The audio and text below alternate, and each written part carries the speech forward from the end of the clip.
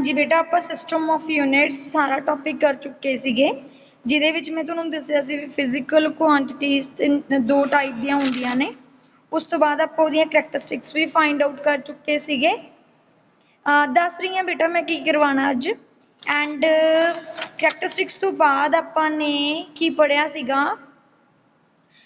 Astronomical unit light year parsec relation पढ़िया सीगा relation तो बाद सप्लीमेंटरी यूनिट्स नूं भी आपां ने डिस्कस कीता सी उस तो बाद आपां ने एडवांटेजेस पढ़िया सी एसआई सिस्टम दी फिर मैं आपां ने डायमेंशन स्टार्ट किया होया सी डायमेंशनस दे विच मैंने तुहानूं डायमेंशनल फॉर्मूला डायमेंशनल इक्वेशन ਉਹਦੇ मैंने तेनों 11 फॉर्मूले करवाए हुए सी ते कुछ मैंने तुहानूं होमवर्क दे लई दिता होया सी ग्रेविटेशनल कांस्टेंट दा मैनूं दसो तुहाडा डायमेंशनल फॉर्मूला कितना आ रहा है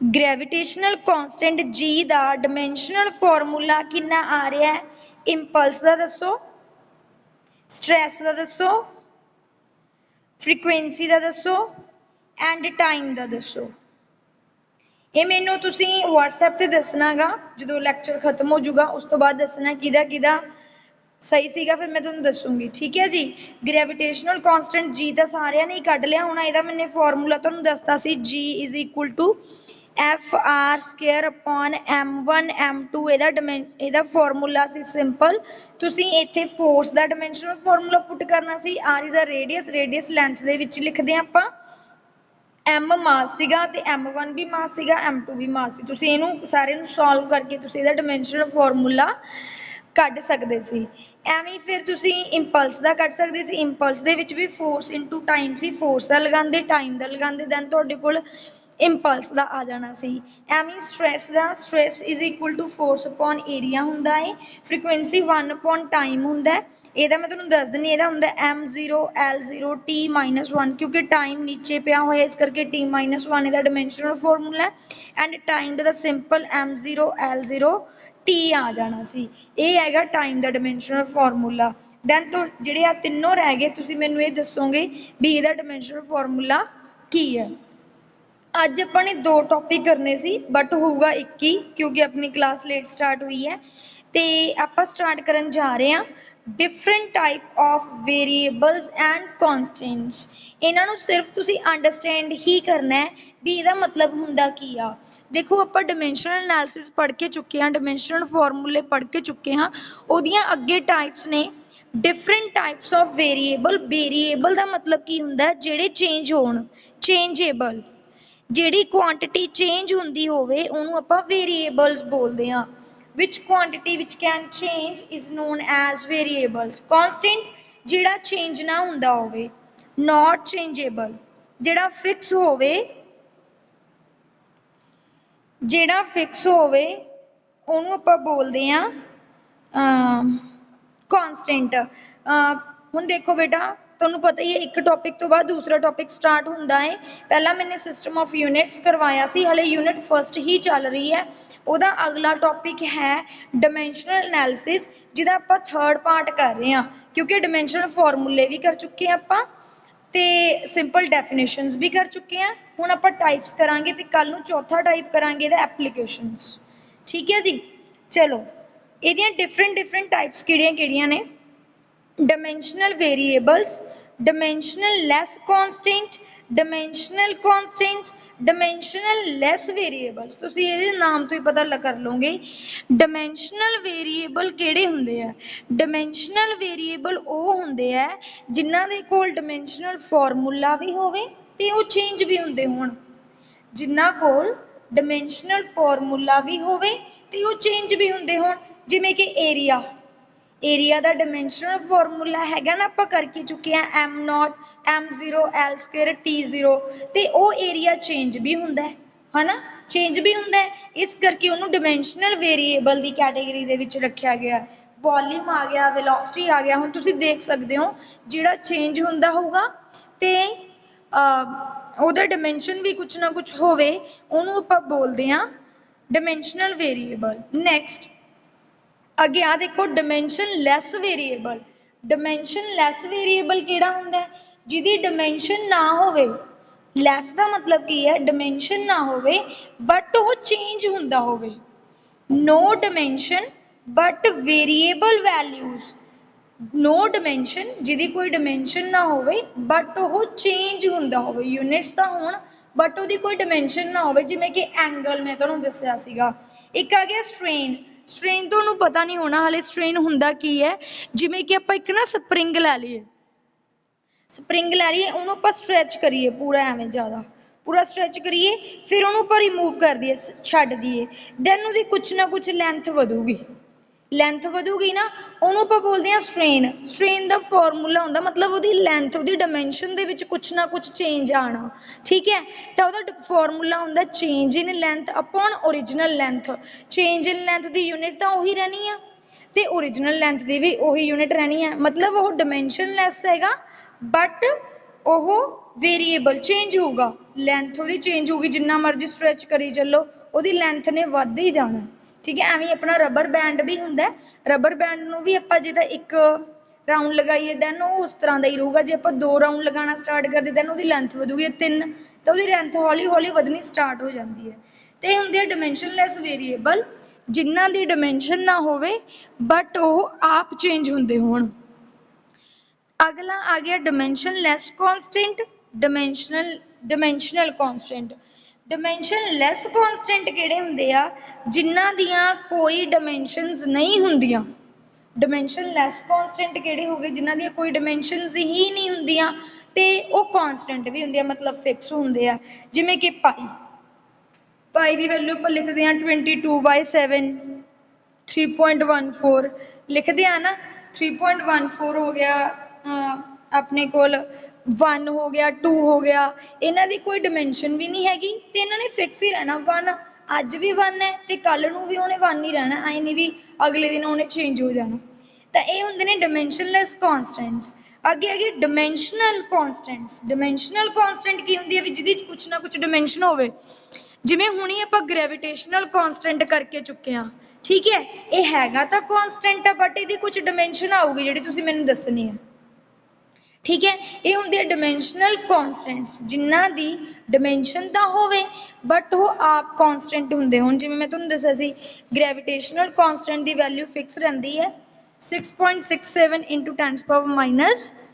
10⁻11 ਨਿਊਟਨ ਮੀਟਰ ਸਕੁਅਰ ਕਿਲੋਗ੍ਰਾਮ -2। ਇਹਦਾ ਡਾਇਮੈਂਸ਼ਨਲ ਫਾਰਮੂਲਾ ਤੁਸੀਂ ਮੈਨੂੰ ਖੁਦ ਦੱਸਣਾ ਕੀ ਹੋਊਗਾ, ਠੀਕ ਹੈ ਜੀ। ਜਿਵੇਂ velocity of light, velocity of light the value fix ਰਹਿੰਦੀ ਹੈ, ਕਾਂਸਟੈਂਟ ਆ ਉਹ, ਤਾਂ ਕਿੰਨਾ ਹੁੰਦਾ 3 × 10⁸ ਮੀਟਰ ਪਰ ਸੈਕਿੰਡ ਉਹਦੀ ਯੂਨਿਟ ਹੁੰਦੀ ਹੈ, ਇਹਦਾ ਵੀ ਤੁਸੀਂ ਡਾਇਮੈਂਸ਼ਨਲ ਫਾਰਮੂਲਾ ਫਾਈਂਡ ਆਊਟ ਕਰ ਸਕਦੇ ਹੋ।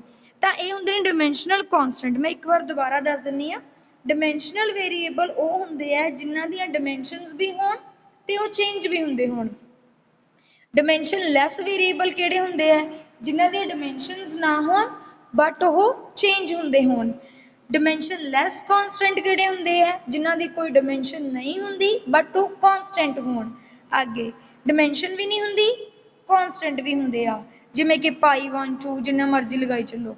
ਡਾਇਮੈਂਸ਼ਨਲ ਕਾਂਸਟੈਂਟ ਕਿਹੜੇ ਹੁੰਦੇ ਆ, ਜਿਨ੍ਹਾਂ ਦੀ ਡਾਇਮੈਂਸ਼ਨ ਤਾਂ ਹੋਵੇ ਬਟ ਉਹ ਆਪ ਕਾਂਸਟੈਂਟ ਹੁੰਦੇ ਹੋਣ, ਇਹਨਾਂ ਨੂੰ ਆਪਾਂ ਬੋਲਦੇ ਆ ਡਾਇਮੈਂਸ਼ਨਲ ਕਾਂਸਟੈਂਟਸ, ਠੀਕ ਹੈ ਜੀ। ਇਹ ਤਾਂ ਸਿੰਪਲ ਸੀ, ਇਹਦੀਆਂ ਡਿਫਰੈਂਟ ਟਾਈਪਸ। ਹੁਣ ਆਪਾਂ ਕਰਦੇ ਹਾਂ ਇਹਦੀਆਂ ਐਪਲੀਕੇਸ਼ਨਸ। ਐਪਲੀਕੇਸ਼ਨਸ ਆ ਮੈਂ ਦੱਸੂਗੀ ਕਿੰਨੀਆਂ ਐਪਲੀਕੇਸ਼ਨਸ ਹੁੰਦੀਆਂ ਨੇ ਬਟ ਆਪਾਂ ਕਰਾਂਗੇ ਇਹਨਾਂ ਨੂੰ ਕੱਲ ਨੂੰ, ਠੀਕ ਹੈ ਜੀ। ਚਲੋ ਦੇਖੋ, applications of dimensional analysis, the method of studying a physical phenomena on the basis of dimension called dimensional analysis। ਜਿਹਦੇ ਵਿੱਚ ਆਪਾਂ ਫਿਜ਼ੀਕਲ, ਉਹ ਮੈਥਡ ਜਿਹਦੇ ਵਿੱਚ ਆਪਾਂ ਫਿਜ਼ੀਕਲ ਫਿਨੋਮੀਨਾ ਨੂੰ ਡਿਫਾਈਨ ਕਰ ਸਕਦੇ ਹਾਂ, ਪੜ੍ਹ ਸਕਦੇ ਹਾਂ ਥਰੂ ਉਹਦੀਆਂ ਡਾਇਮੈਂਸ਼ਨਸ ਦੇ ਕਰਕੇ, ਉਹਨੂੰ ਡਾਇਮੈਂਸ਼ਨਲ ਐਨਾਲਿਸਿਸ ਬੋਲਦੇ ਆ। ਇਹਦੀ ਡੈਫੀਨੇਸ਼ਨ ਯਾਦ ਕਰਨ ਦੀ ਜ਼ਰੂਰਤ ਨਹੀਂ, ਬਸ ਮੈਂ ਤੁਹਾਨੂੰ ਵੈਸੇ ਹੀ ਦੱਸਤਾ ਵੀ ਡਾਇਮੈਂਸ਼ਨਲ ਐਨਾਲਿਸਿਸ ਨੂੰ ਆਪਾਂ ਸਿੰਪਲ ਕੀ ਲਿਖ ਸਕਦੇ ਹਾਂ, ਵੀ ਜਿਹੜੇ ਜਿਸ ਦੇ ਥਰੂ ਆਪਾਂ ਫਿਜ਼ੀਕਲ ਫਿਨੋਮੀਨਾ ਨੂੰ ਫਾਈਂਡ ਆਊਟ ਕਰ ਸਕਦੇ ਹਾਂ, ਉਹਨੂੰ ਡਾਇਮੈਂਸ਼ਨਲ ਐਨਾਲਿਸਿਸ ਬੋਲਦੇ ਆ। ਇਹਦੀਆਂ 3 ਐਪਲੀਕੇਸ਼ਨਸ ਪੜਾਂਗੇ। ਪਹਿਲੀ ਹੈ to convert a physical quantity from one system to another।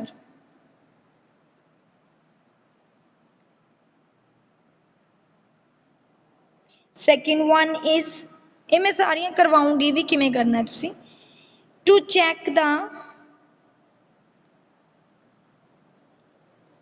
correctness of a given physical relation. Third one is to drive relationship between different physical quantities. To drive a relationship between different physical quantities. ये तीनों applications ने जिहड़ियां बहुत ही ज़्यादा important ने, जिहदे विचों dimensional analysis का मोस्टली एक ना एक क्वेश्चन बनता ही बनता है। ठीक है जी।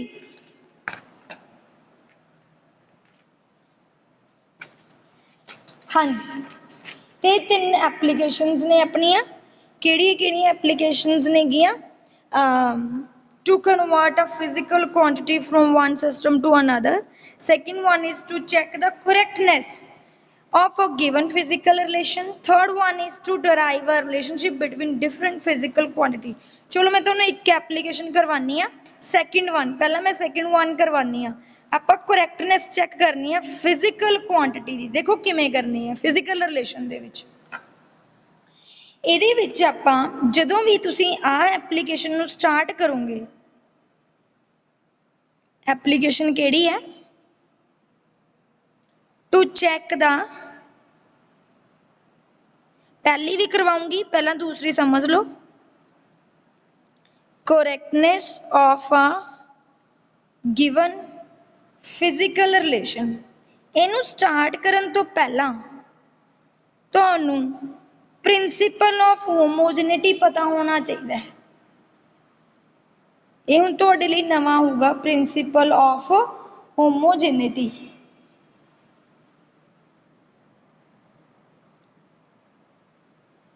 की क्या उन्होंने प्रिंसीपल ऑफ होमोजेनिटी, फिर आप करैक्टनेस चेक कर सकते हैं। उन्हें ऐ क्या सीगा, according to this principle a physical equation will be dimensionally correct. कहते उदों ही कोई भी फिजिकल इक्वेशन है, जिवें मैं तुहानू तीन इक्वेशनस लिख के दिखानी हाँ, जिवें आपां 9th 10th दे विच पढ़दे हुंदे सी, S is equal to U T plus half A T square. ये फिजिकल रिलेशन है, जिवें V square minus U square is equal to 2as, जिवें V is equal to U plus A T. ये पैट रिलेशन ने आपां नू याद हुंदे सी। ਉਹ ਕਹਿੰਦੇ ਇਹ ਰਿਲੇਸ਼ਨ ਉਦੋਂ ਹੀ ਕਰੈਕਟ ਹੋਣਗੇ ਜਦੋਂ ਇਹਨਾਂ ਦੀਆਂ ਡਾਈਮੈਂਸ਼ਨ ਦੀਆਂ ਸਾਰੀਆਂ ਟਰਮਸ, ਇਹਨਾਂ ਡਾਈਮੈਂਸ਼ਨਸ ਦੀਆਂ ਸਾਰੀਆਂ term left hand side and right hand side ਦੇ ਇਕੁਅਲ ਹੋਣਗੀਆਂ। ਉਹਨੂੰ ਪ੍ਰਿੰਸੀਪਲ ਆਫ ਹੋਮੋਜੈਨਿਟੀ ਬੋਲਾਂਗੇ, ਉਦੋਂ ਹੀ ਆਪਾਂ ਕਰੈਕਟਨੈਸ ਚੈੱਕ ਕਰ ਸਕਦੇ ਹਾਂ। ਸਮਝ ਆਈ?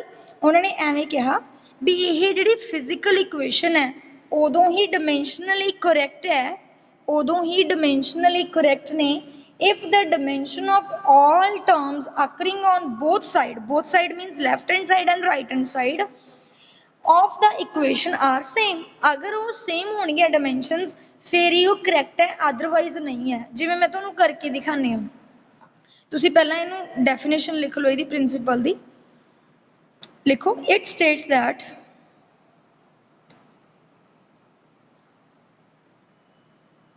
a physical equation